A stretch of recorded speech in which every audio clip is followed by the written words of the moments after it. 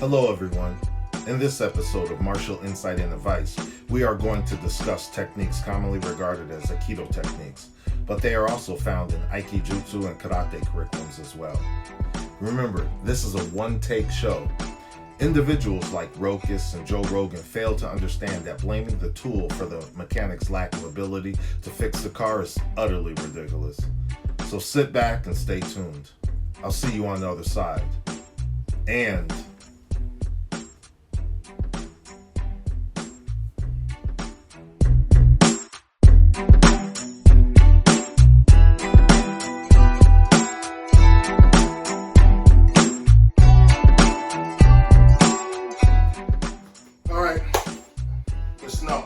so this video is going to be addressing what Rokas, Joe Rogan, a lot of different people say about Aikido not being an effective martial art.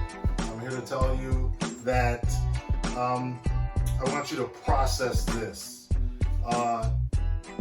If a mechanic blamed his tools for not being able to fix a car, would that make sense to you? So with that being said, what we're going to do is just demonstrate a couple of things. Now, I'm going under the premise of Aikido, or talking about the art of Aikido, but these techniques are found in every system. So what we're going to do is, I have a background in Aiki-Jutsu, and what we're going to do is just go over Nikkajo, Hiji-Jime, and we'll go over Sankajo as well.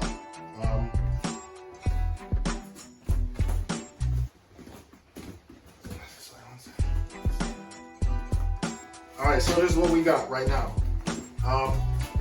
My student Hanyo Koto is going to help me out. My student Marie Booten is recording. Thank you. This is what we're going to do. First of all, there's two modes of travel of anything that will come at you. Two modes of travel. That's straight line and outside arcing. Okay? So, people are lazy. Most people are left-handed. Majority of attackers are going to come right-handed, so we're going under that premise. I'm going to bait the person into throwing the mode of travel that I like to deal with. So, I'm standing here, I'm like, yo, relax, calm down. What are we doing here? What are we doing? Calm down. Right? If I want them to go straight, if I want them to go outside arcing, I would block the channel and they would go around it. You understand? So that's what I'm doing here, and I'm going with Hiji-Jime first. I'm standing here, and fight is over. Fight is neutralized right now. That right there was an elbow break, hyperextension. Do you understand? But then I grab the back of their hand and I face them. They automatically bend their arm. Setting them up for Nikkajo. And the technique completes the process. The fight was done with the first technique, but I threw a combination of technique in order to deal with the threat right there. Very simple technique. So how does that work in the street fight? It's simple. I'm like, come on, man, I don't want no problems. He bent his arm. I didn't bend his arm. He bent it. Now, the fight's over. Okay, here's the thing. Every technique you do should have the ability and or probability of neutralizing your opponent's ability to continue to fight, or immobilize the opponent entirely. Once again, the first technique you execute should neutralize the opponent's ability to continue to fight. If it's not the first technique, then it has to be a combination of action. You understand?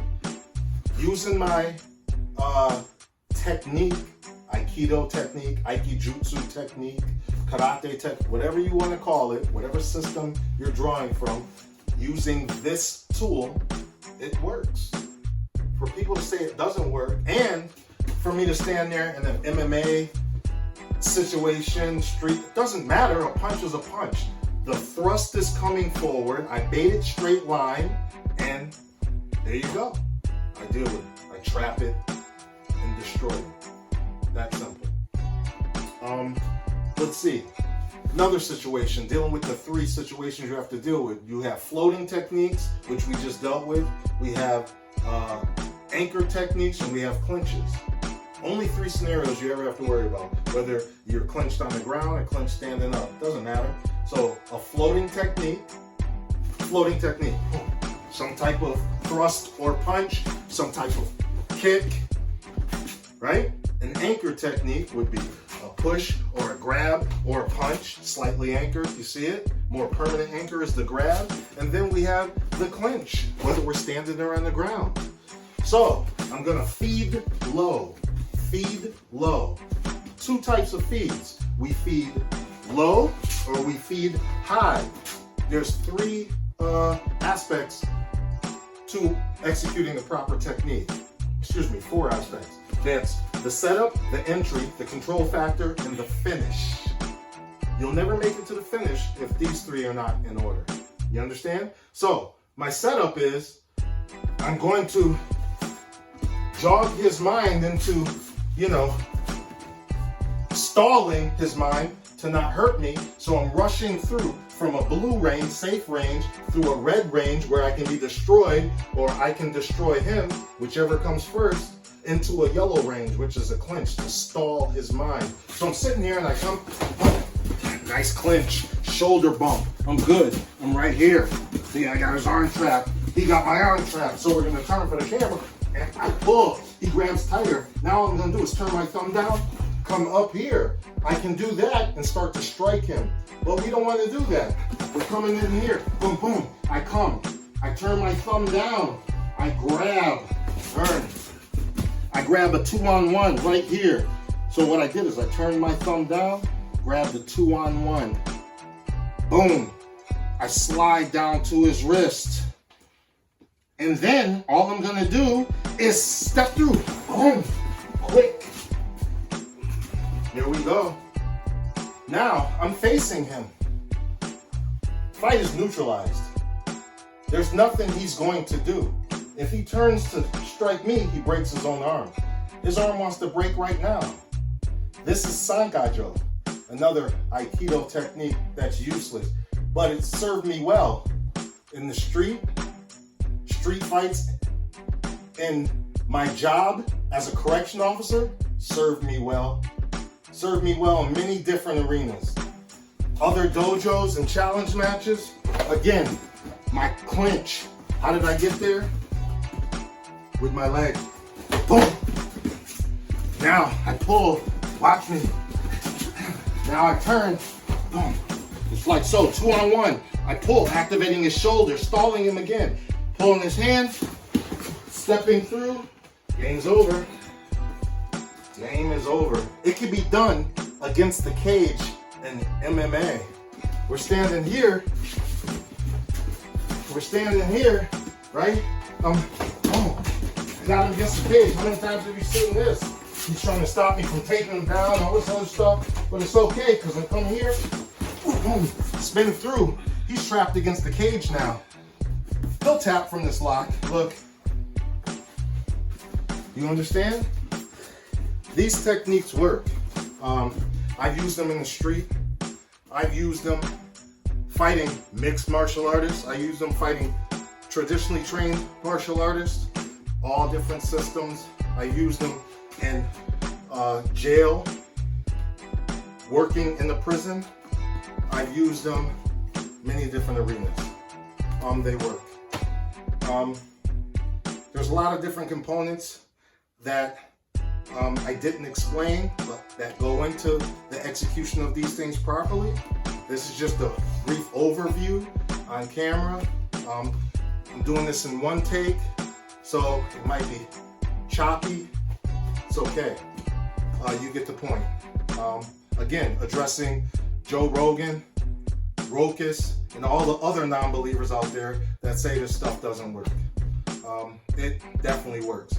The problem that I find, most people who claim to be masters in Aikido or whatever, they don't understand the concept. Most people in any system, whether it be the system of Karate, the system of Aiki-Jutsu, the system of Aikido, the system of Judo, they don't understand or they can't determine which drill in their training is a functional drill and what drill is a non-functional drill. A functional drill is a drill that can be used to satisfy that basic rule I gave you in the beginning of this, which is the first action or combination of action you execute should have the ability and or probability of neutralizing your opponent's ability to continue to fight or immobilize the opponent entirely. Most people who claim to be masters cannot or do not understand what drills they do that are strictly there to build attributes, which would be non-functional drills designed strictly to build attributes. And they're trying to use non-functional drills as fighting techniques. That clearly was the problem Rokas had, because he felt that his Aikido doesn't actually work in the street, or he couldn't use it. He's blaming the tool for his failures as a martial artist. You understand? Doesn't make sense. As you see, people are starting to use Sankajo in Aikido competition, wrapping it up with their gi. You understand? So it does work, and somebody actually figured out, someone who was obviously a master mechanic understood how to use that tool. You understand? So again, if you want any more information, don't hesitate to call me. Randy Haskins, Underground Alliance, 413-695-4978. Not a problem. You can contact me through the Underground Alliance YouTube page. Like, subscribe, share. Okay. Contact me. Leave a comment, please. I'd like to hear what you got to say. Thank you.